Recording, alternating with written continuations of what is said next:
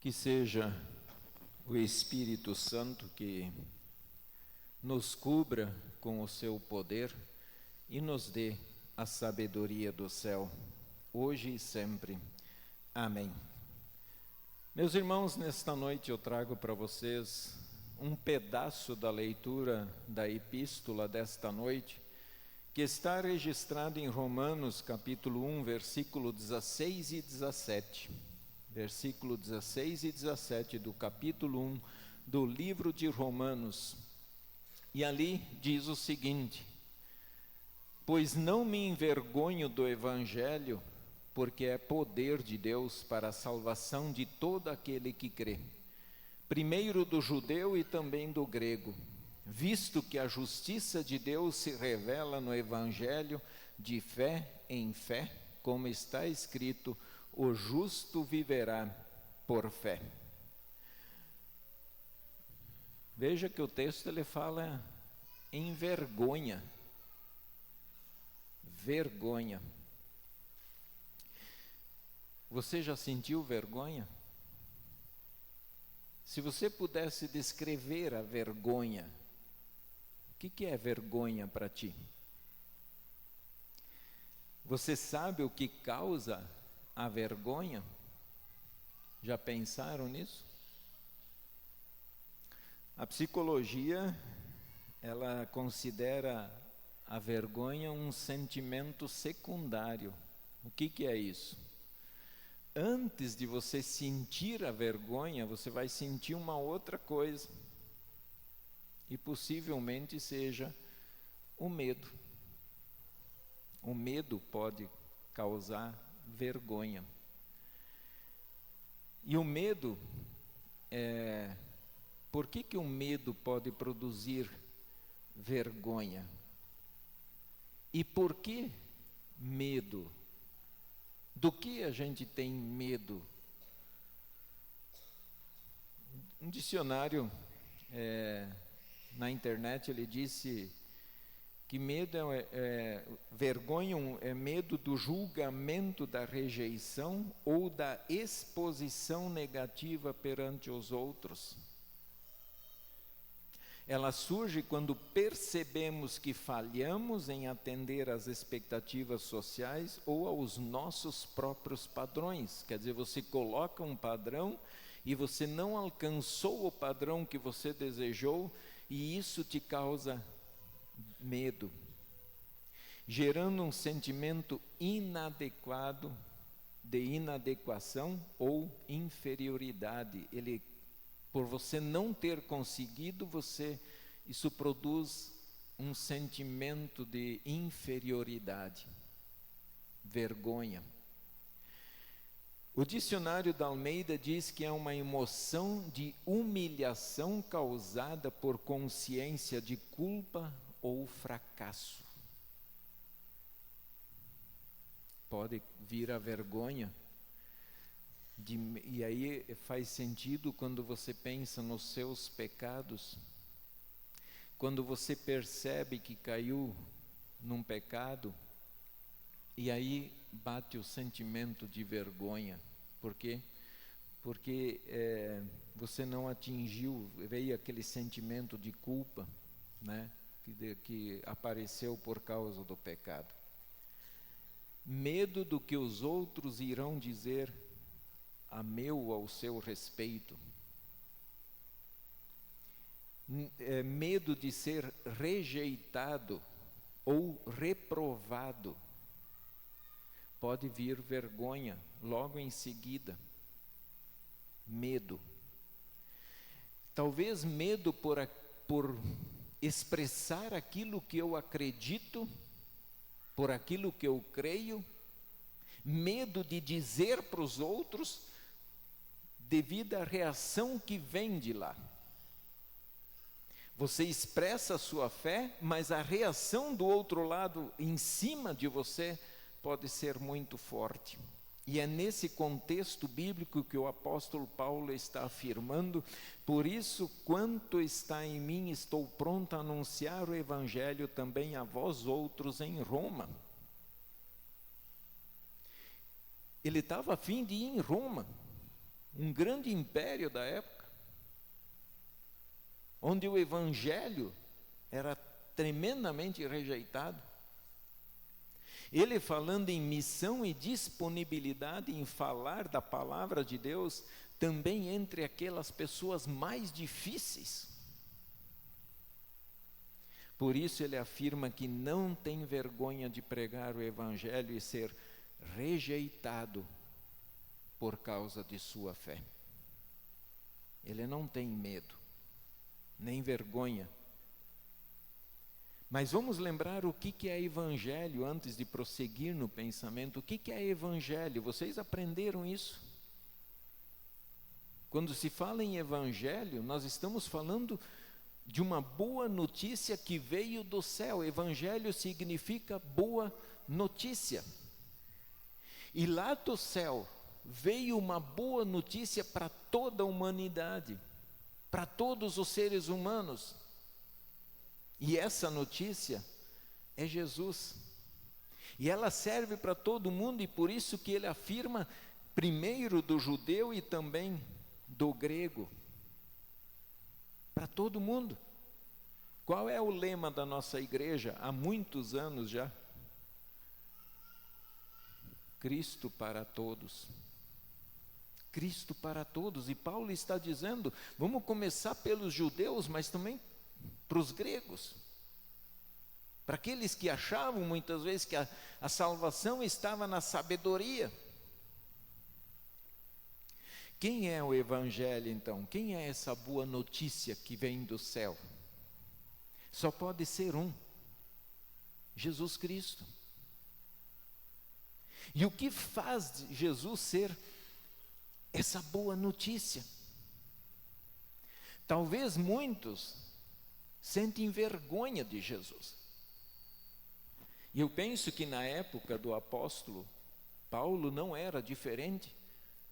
Muitos sentiam vergonha de Jesus. Vergonha talvez por não ter lugar adequado para nascer.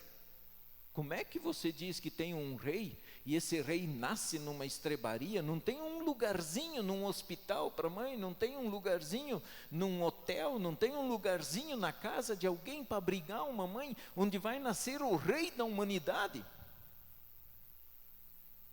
Talvez isso vira motivo de vergonha. Teve que nascer num estábulo entre os animais.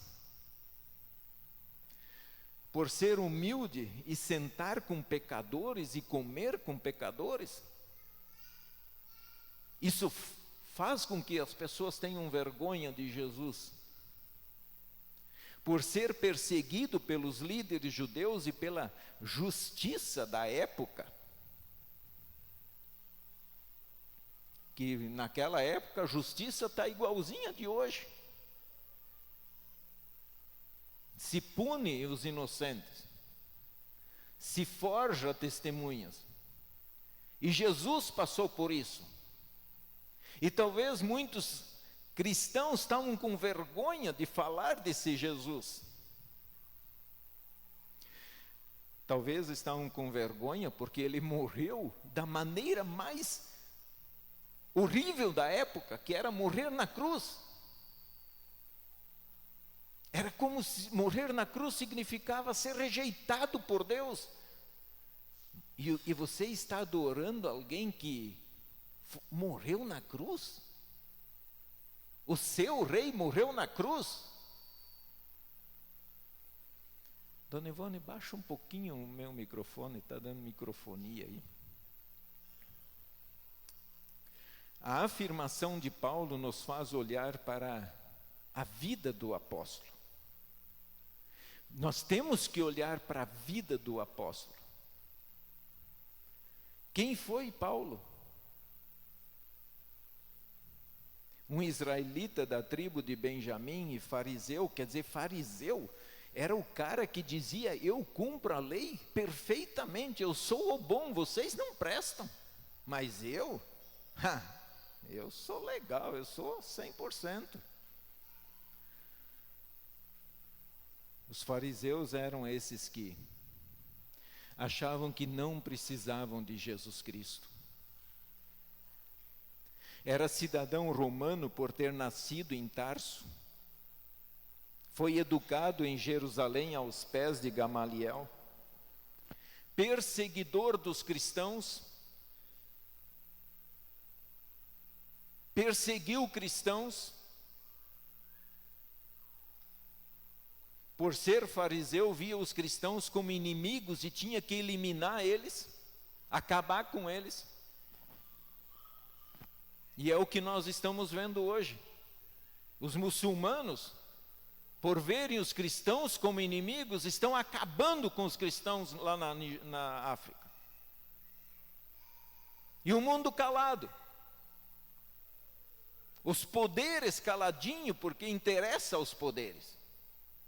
Interessa que elimine gente do mundo para satisfazer o umbigo de alguns, saciar os deuses que alguns têm dentro de si mesmo. Uma mudança radical aconteceu em sua vida. Quando ele olhava para si, ele olhava para ele mesmo, sabia perfeitamente o que Deus fez e faz na vida das pessoas através do Evangelho. E por isso ele afirma: não me envergonho do Evangelho, porque é o poder de Deus para a salvação de todo aquele que crê. Ele sabia perfeitamente que o Evangelho é loucura para o mundo. Essa boa notícia que vem do céu, o mundo não quer saber dela. Isso é loucura. Pensar num ser que foi crucificado e que ressuscitou no terceiro dia, ser o nosso Salvador, isso é loucura. Ele mesmo afirma, lá em 1 Coríntios 1,18, certamente a palavra da cruz é loucura para os que se perdem, mas para nós que somos salvos, poder de Deus. E se é poder de Deus, como sentir vergonha do Evangelho? Ele é o poder de Deus manifestado de forma visível aqui neste mundo. Deus mudou a vida dele e de todos aqueles cristãos. Portanto, não precisavam ter medo do julgamento das pessoas. Ah, você crê nesse Jesus crucificado? Agora estão usando um Jesus histórico, como se Jesus não fosse filho de Deus. Ele é apenas uma história que ficou há 2000 anos atrás. E não passa de história. Penso que nós estamos vivendo os dias de Paulo e os demais cristãos daquela época. Falar sobre o Evangelho virou sinônimo de fascismo, radicalismo, fundamentalismo e todos os demais adjetivos que a gente ouve por aí. Isso está fazendo com que a igreja se feche, a igreja se cale. A igreja está cada vez mais recolhida, talvez está com medo do que o mundo vai pensar dela. Talvez não queira mais pregar a palavra em toda a sua pureza e prefere escolher a palavra de Deus que não fira o coração das pessoas, que não ofenda mais. Talvez pela ideia de não ser confrontado ou ridicularizado pelo mundo, então é melhor não tocar no assunto, não falar, porque se falar você vai ser ridicularizado, de não sofrer julgamentos e rejeições pelos outros. Não, porque o importante é a gente manter uma boa convivência. E nessa manter boa convivência, manter convivência com Satanás. Estamos tentando de repente agrupar em que lugar Satanás vai sentar ao nosso lado. Talvez pela ideia de não ser desprezado pelos demais. O medo de ser reprovado pelas outras pessoas pode fazer com que a gente se cale. com que a gente se diminua, se sinta inferior. O que deveria acontecer é o contrário. Por esse medo, facilmente a igreja então prefere não falar. Tem outras confusões causadas por Satanás e seus servos. Estão conseguindo perverter a própria palavra e enganar os próprios eleitos de Deus, fazendo com que os cristãos se tornem cúmplices das obras das trevas. Nos cabe uma pergunta. Façamos de conta que essa jarra aí somos todos nós, seres humanos, e nós nascemos nesse mundo. E como nascemos nele, então nós já nascemos com um negócio chamado pecado original. Não parece, mas está ali. Está ali dentro, o pecado original. Criança, você não vê o pecado na criança, mas ela é pecadora, ela nasce pecadora. Não adianta vir querer me convencer o contrário, porque todos os textos bíblicos apontam para isso. Então nós nascemos pecadores. O que nós éramos? Como nós podemos ter vergonha do Evangelho, da boa notícia? Veja só. O que nós éramos? Nós éramos trevas. Nós éramos trevas. A Bíblia afirma, você é trevas. Falando em idolatria, adoramos Satanás. Éramos inimigos de Deus. E inimigo não podia estar na casa do Pai, porque é inimigo. Estávamos eternamente perdidos e condenados, longe de Deus, longe de Deus. Perdidos, condenados, sem nenhuma possibilidade de salvação, nenhuma. Estávamos mortos espiritualmente.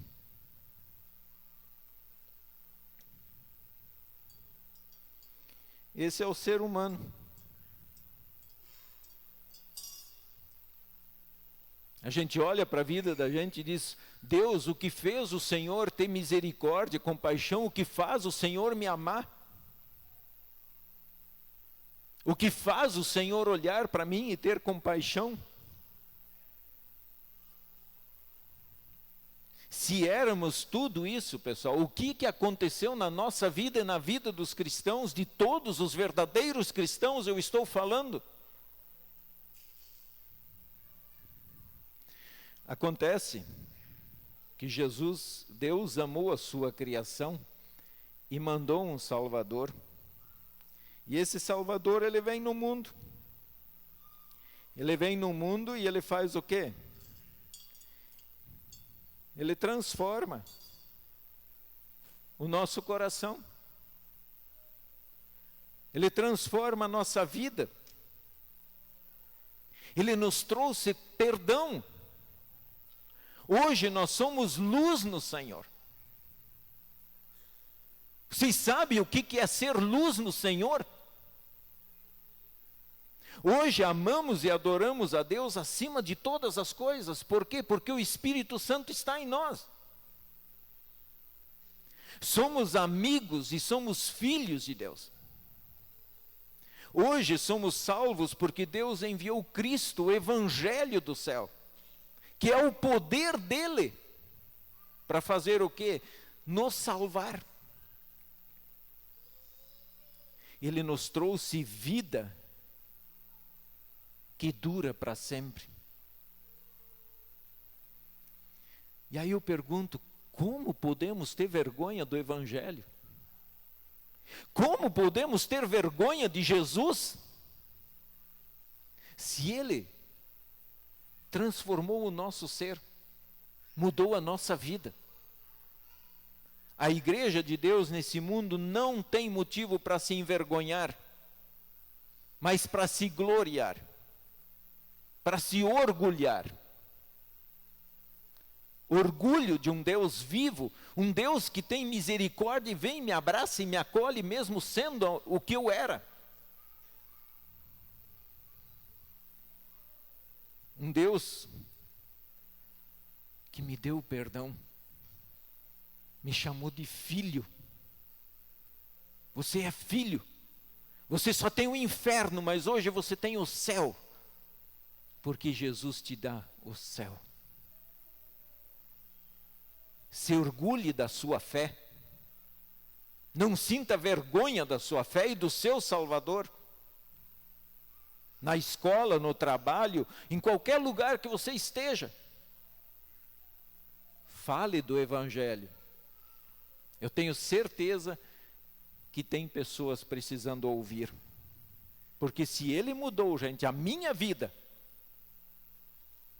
Ele pode mudar a vida de qualquer um. Ele pode mudar a vida do ladrão. Ele pode mudar a vida de um bandido. Ele pode mudar a vida de uma prostituta. Ele pode mudar a vida de um homossexual. Ele pode mudar a vida de um idólatra. Todos os textos apontando para isso hoje. Ele pode mudar a vida de um fofoqueiro. Ele pode mudar a vida de um incrédulo. Ele pode mudar a vida de um juiz iníquo. E tudo mais que vocês pensar. Temos que falar e precisamos falar.